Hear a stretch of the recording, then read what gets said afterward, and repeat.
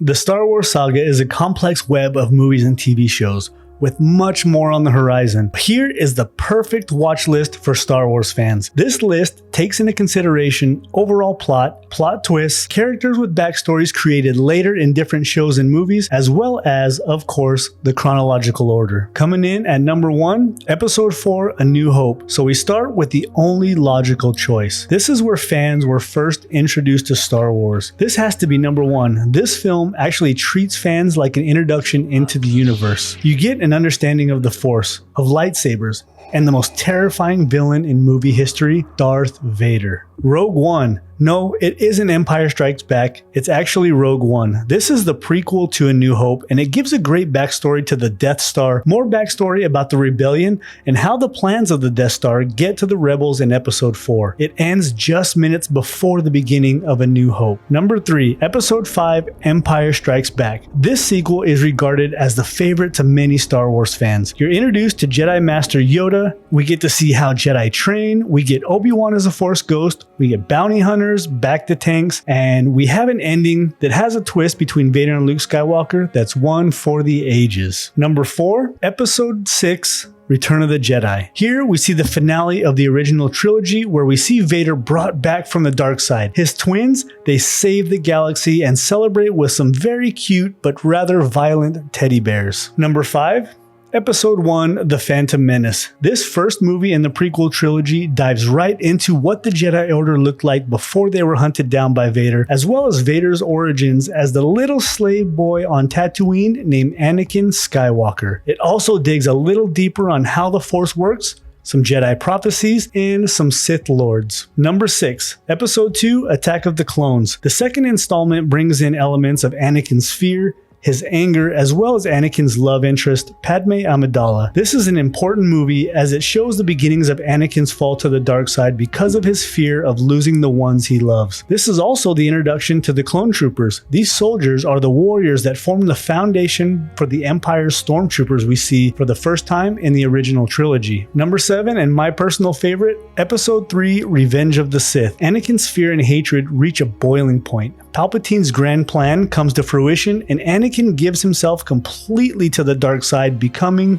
Lord Vader. This is the darkest and heaviest movie of the entire saga. So much is at stake, and it ends with Anakin's twins being born, Luke and Leia. Number 8, The Clone Wars, the animated movie, takes place just after Attack of the Clones ends. It has to go after Episode 3 because it introduces Ahsoka Tano, a Padawan to Anakin Skywalker, as they track down Jabba the Hutt's kidnapped offspring. Number 9, The Clone Wars series. This series picks up right after the animated Clone Wars movie and follows Anakin and his Padawan Ahsoka Tano during the Clone Wars. This series to me is so important to the prequel trilogy, particularly Revenge of the Sith. We get to know more of the clones, and in the ending is right at Order 66. You can't watch this series before Revenge of the Sith because you need to see that perspective first. But this series adds so much context and shows how much Anakin cares about his Padawan, his clone troopers, and of course, his love for Padme. And the series finale is one of the most heartbreaking scenes I've ever seen. Number 10, Rebels. This amazing animated series starts right around 5 years before the destruction of the first Death Star, but it introduces the Inquisitors. They are hunting Jedi that have escaped Order 66, and this continues a few character stories from the Clone Wars. It ends right before the events of Rogue One. Number 11, Obi-Wan Kenobi. I put the Kenobi series right after Rebels, even though it takes place about 5 years before the animated series. The way Kenobi is written kind of assumes you know about the Inquisitors and just adds a new Inquisitor and a little info about their base. It just makes more sense to put Rebels first. Number 12,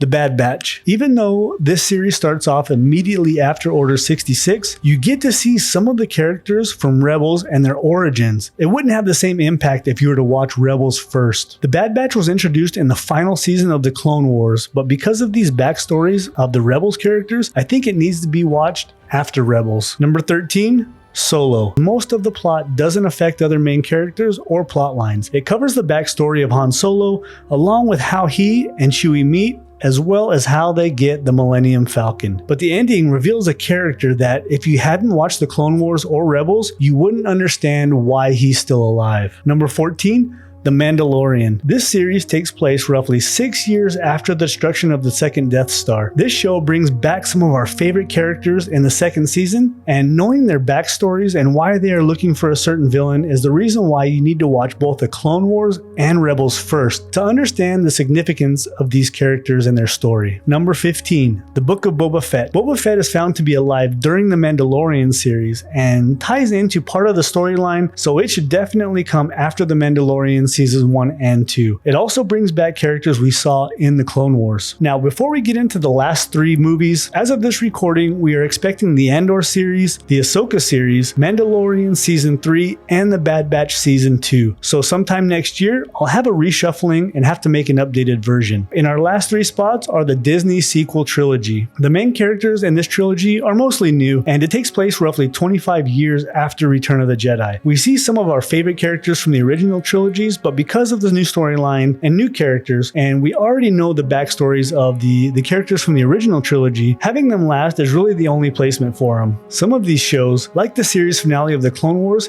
have some of the most heartbreaking moments in all of Star Wars.